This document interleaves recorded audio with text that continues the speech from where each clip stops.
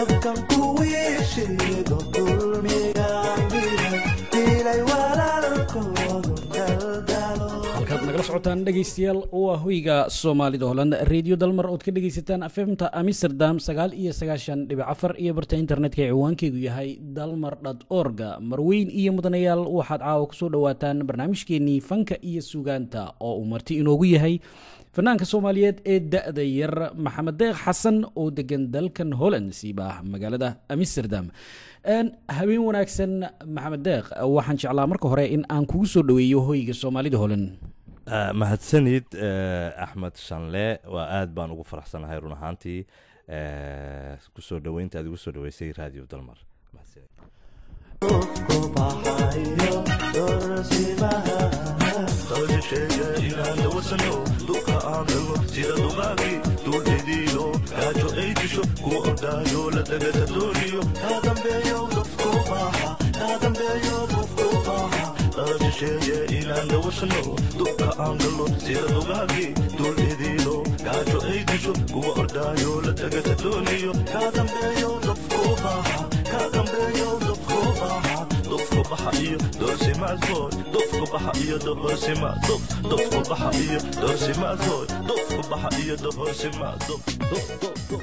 waa tahay heesahaaga markaa waynu maqalay xagga jacaylka, waad ku dheeraysaa, waad samaysay heeso jacaylka, heeso wadaniya ama heeso iyaguna xagga siyaasadda ah iyaga ma samaysaa? run ahaantii waan sameeyaa oo hadda dufta ku baxa ka mid ah iyadoo iskugu jirta macnaha gubaabo iyo siyaasad iyo maxaa la yidhaha naga daaya dhibaatada. heesa jecelna waan sameeyaa. hadda hees kaloo waxaa jira aan soo wado oo ayana wadaniyo kala kuna saabsan ama siyaasadda. erayadeedii markaan waxyar kaaga taabto waxaa weeyaan koley albumka soo socdaan rabaa inaan ku daro hadday ii suurta gasho anaan sameeyo qoray. waxaan idhi xayawaanka soofee ilaahay sameeyaa maskaxdiisu siisaa madax inay samaystaan mid caleema saartaan oy nabad ku seexdaan soomaali weynay waa maxay sidan. macnaha xayawaankiiba haddii ay madax samaysteen soomaalidu miyay kari weydaad ka waddaa? dee intaa kariba weyse. nin walba wuxuu doonayaa inuu xakumo meeshii oo isaga kursiga fadhiisto. maxaa la yidhaahday waxaa la fiiriyaa wixii wanaag ku jiro, waxa dadka iyo dalkaba u wanaagsan. tanaasul waxa la yidhaha ayaa ka maqan soomaali haddii aan anigu dee fikradeyda maskaxdeyda yar inta aan ka arkay. macnaha qof yidhaahda warbalukaadiniyo okay kursiga waa rabtaa, waxanin waa rabtaa, laakiin dadkan maxaa wadanaa? haddaad fuusho maxaad u hagaajin kartaa oo madax aad noqoto kursigii fuush? waar bal adigu samar ee ninkana ku habboone hawshina yaqaana soona bartay kalena wadi karee isagu madaxa noqdo. tanaasul intaasaana laga siibay. waxaan jeclaan lahaa maxamed in aad noogu qaado hees ka mid ah heesahaaga si ay dhegaystayaasha hoyga soomaalidu uga bogtaan bal codkaaga. heestaad noogu qaadaysa magaceed? waxaa la yidhaahdaa barni. bal heestaa halkudhigeedu barni yahay dhegaystayaal ila dhegaysta iyo fanaanka da'da yar ee maxamed deeq. barniyay balaayadii bohol ku riday boodhara anigana ibarato ibaridisey maanta bartaalista beerkay bogoweyn ku beertay boholyowga caashaqa igu sii ballaadhe ibaranuglow.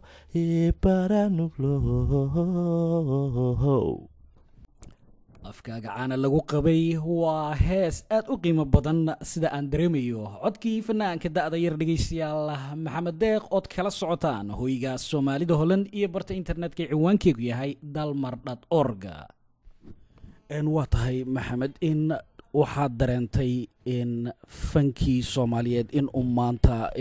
badankiisu jiifo oo ay ka jaban tahay waxaad aragtay fanaaniintii oo qaxday oo adduunka daafihiisa jooga nin dhallinyaraad tahay adigu maxay kugu dhalisaa markaas oo kale in nin waliba asal ahaan dalkiisa ayuu ku noqdaa markuu doonayo nin fanaan oo weyn imika halkanaad degantay amsterdam baad degantay holland baad degantay laakiin dad badan marka aad rabto mararka qaarkood in aad dalkaagii oo dadkaagii aad u haysto soomaaliya oo kale aad ugu noqonaysaa soomaaliya oo kale markaa wakhtiyadan oo kale kuma noqon kartid dagaalaha ka socda maxay kugu dhalisaa adiga taasi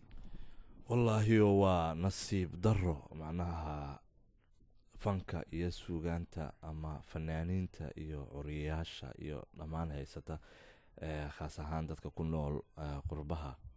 waxaad moodaa ninkii ay maaragtay 600 oo qof u soo gasho inuu waaw yidhaahdo shalayna waxaa hor imaan jirtay intaasoo kun marka waa nasiib daro waxaan rajaynaynaa ilaahay inuu dalkeenii noo hagaajiyo si aan fanka keliya maahee qof walba oo soomaaliyeed maxaa la yidhaha dhaqankiisii iyo diintiisii iyo dalkiisii iyo dadkiisiiba waa u hiloobaa meel walbuu joogo marka ilaahay maarata waxaan ka baryaynaa in waddankii noo hagaajiyo si aan maaragtay ugu wada noqono oo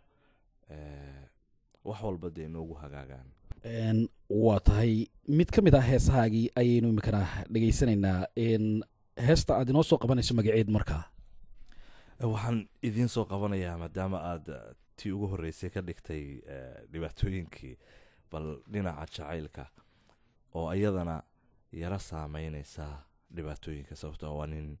gabray aada isu jeclaayeen maxaa la yidhaahdaa maya dhibaatadii ka dhacday soomaaliya oo kale isku waayeen dib dambana isu arag welina uusan ka samrin so waxaa la yidhaha haystan wacan وأنتنا جعلها إنها هايطة والولي ولايو يقو كارتي والبحر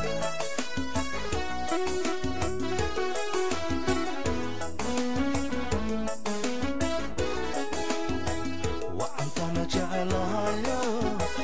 إنها هايطة والولي ولايو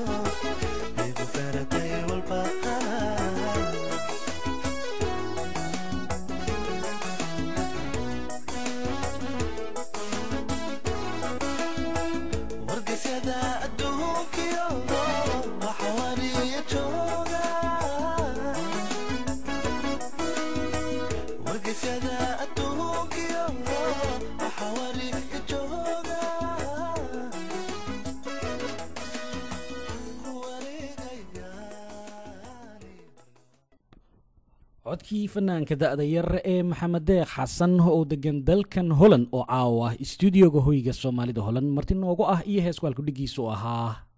wacan halkaad nagala socotaana waa fmta amsterdam 99.4 waa tahay maxamed albumka aad soo samaysay ilaa imika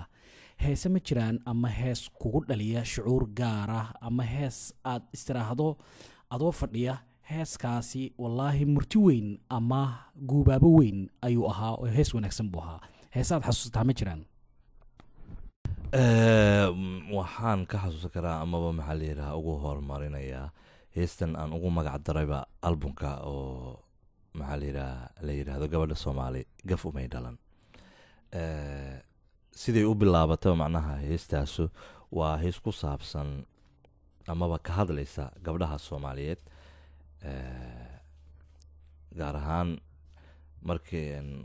qaybta ugu horreysoon ku bilaaba waxay ka hadlaysay gudniinka fircooniga